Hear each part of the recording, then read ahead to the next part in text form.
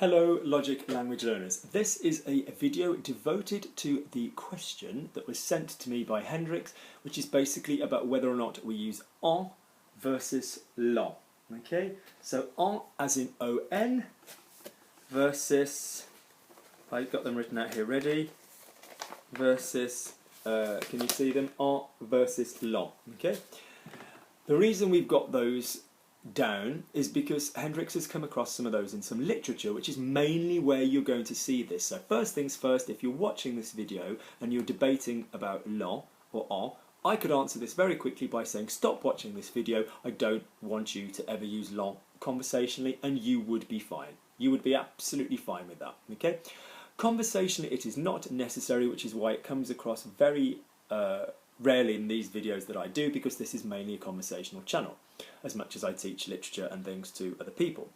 So what I would really like you to focus on is when we use this and why we use this, if you wanted to use it yourself and understand it, but it's not compulsory.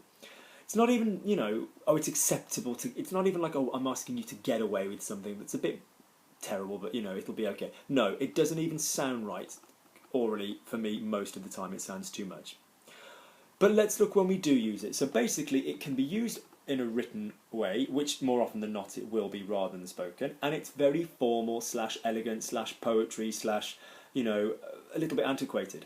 So it comes from various things. It comes from one of the older words in French for the men, plural, in a subject case, and it used to be L apostrophe, so it used to be an article, it used to be like the.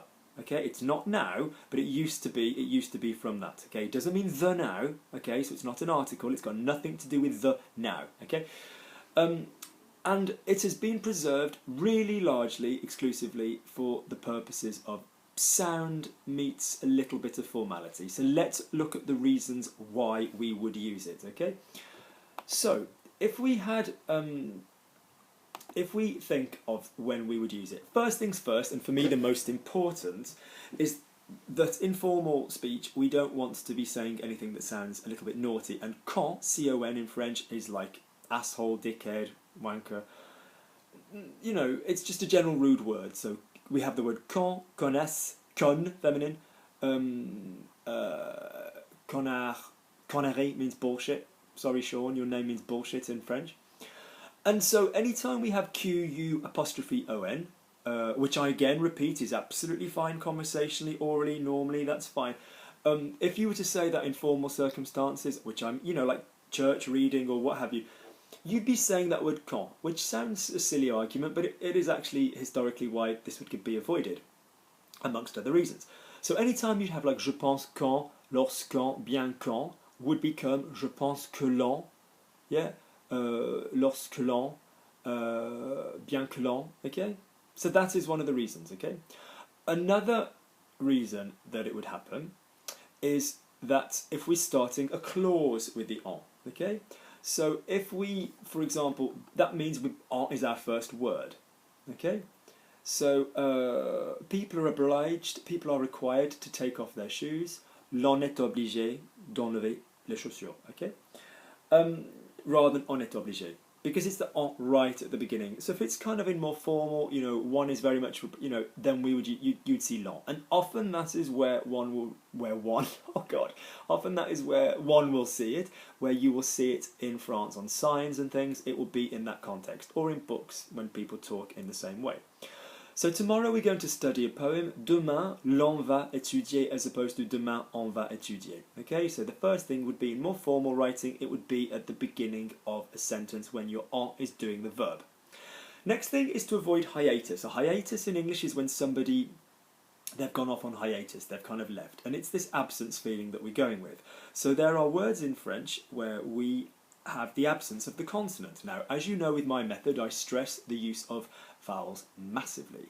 So, for example, I would always ask you to listen to the middle of the word and really go with that in your speaking. But at the same time, there are times where I ask you to listen to the ends and the beginnings of sounds when we create the liaison. And I often give you this travelling, this boat analogy, particularly those of you that have private lessons with me, which I do offer even as a one-off just to improve people's speech.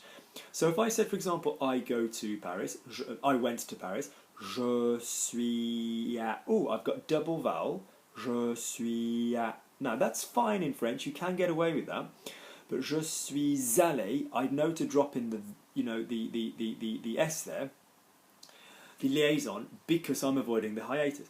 So that is something we're aware of. Now this is particularly striking in formal French then. Okay, so for example, if you've got words like si, what else? Ou, qui, quoi. So you're not going qui en, ou en, ayant, étant. You know, you are going to. Okay, so I don't know what people are talking about. Je ne sais pas de quoi l'on parle, rather than de quoi on parle. Okay, that's the house where we live. C'est la maison où l'on habite, rather than où on. Now, in general spoken French, ditch all of this. Où on habite, fine. Yeah? De quoi on parle. Yeah, de quoi on parle. Just keep pushing the vowel through. That is fine, yeah? You might think this is incredibly crazy, but you've done a lot of thils already in French you've listened to just to make things sound better. You say vous êtes rather than vous êtes. You say a-t-il rather than a-il. Okay, so this isn't that strange a concept for you, if you think about it. So we've done it to avoid hiatus, we've done it to avoid the can't saying, and we've done it at the beginning of sentences. Let's look where we do use it. Where we don't use it, and it's very important not to use it, even if one wished to be formal. After the word D-O-N-T, you know I'm a big fan of pushing this word, dans. Danton sounds lovely in formal French, rather than dans l'an. We wouldn't say dans l'an.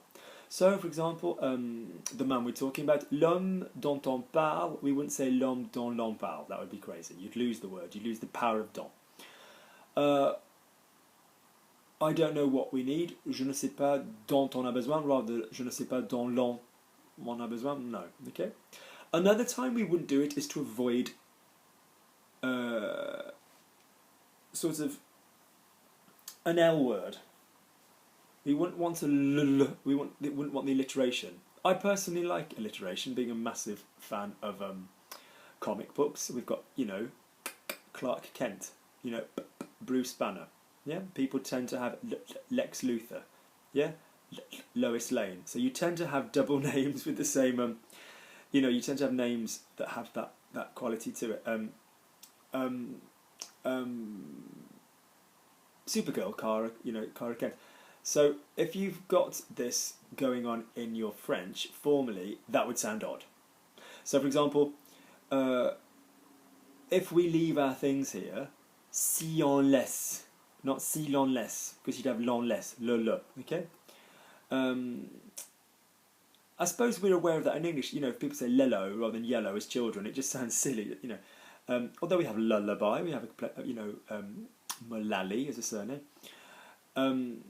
Always trouble. So, do you know where we rent the cars? Savez-vous où on loue rather than savez-vous où l'on loue? Okay, so we wouldn't have it in those circumstances. Okay, so that is something to bear in mind. I come back to what I said at the beginning. You don't need this all the time. Maybe to drop one in an A-level essay or a degree essay if you were saying, you know, I think that one should, je pense que l'on devrait rather than je pense qu'on devrait. But if you never ever used it conversationally for the rest of your French-speaking life to a high degree, it would be fine. I personally don't, unless I'm very aware of who I'm talking to. And it was almost said in a, you know, almost a tongue-in-cheek, I'm aware I'm being formal. Like when you sort of said, one does one's best. You know, like if someone went, oh, nice dinner, Luke, well done. Well, one can but try. You know, if you were kind of being a little bit affected, I would use it perhaps like that in you know, in that kind of a way. It is not, therefore, like with the passé simple that you have also learnt if you've watched these videos in order. If not, by all means, go and look at it, which is the French past tense, which is used in all books. Yeah, in all, you know, Mr. Men books, fairy tale books, kids books, Harry Potter, definitely passé simple. So that is a question of speaking versus writing, because it's a heavily used thing in writing. This is not the case, okay? So to repeat, what is it? It is historically sort of sourced, and it gives French a formality, but it doesn't matter if we don't use it. What is it not? Be very careful with this, okay? It's got nothing to do with the word the. now anymore. So it's not the word the. So if you read it, don't be translating a the. Just imagine it's not there. So for example, if you said he gives it, il le donne, it's got nothing to do with being an object either. It's not, a direct object. Okay, it's got nothing to do with en either. Yeah, as in some.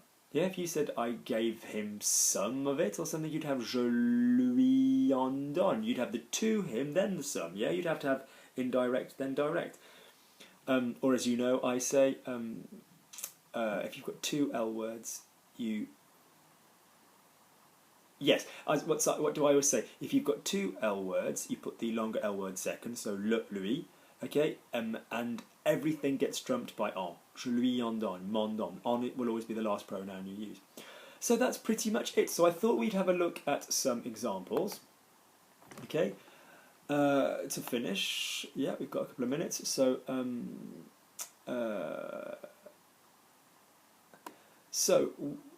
again, these are not ones where it's a thing you need to do. It's possibly preferable in the right circumstances, in the very, very formal or written circumstances. Okay, so c'est un retour aux sources, si on veut. Okay, it's return to sources, to back to basics, if one wants. Yeah, we've got the hiatus. Si on veut. C'est un retour aux sources si l'on veut. Would be preferable because we've just got si l'on instead of si on. Okay. Il faut assumer ce qu'on dit. Yeah, sort of rings badly, sounds badly. Il faut assumer ce que l'on dit. Yeah, ce que l'on dit. You have to kind of step up to the mark of what you say. You have to do what you say. So again, that's about the que business.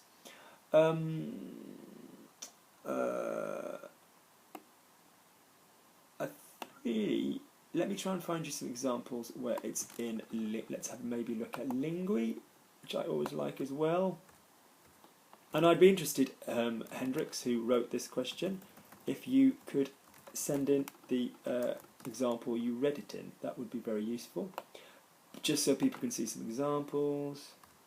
L''O''N. Okay.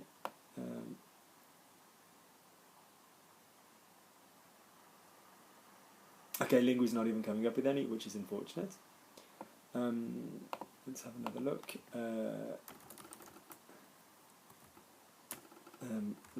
Let's have a look.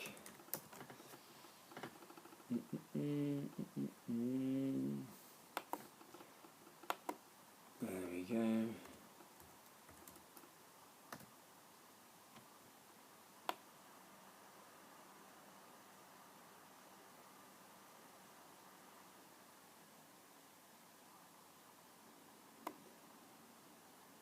So,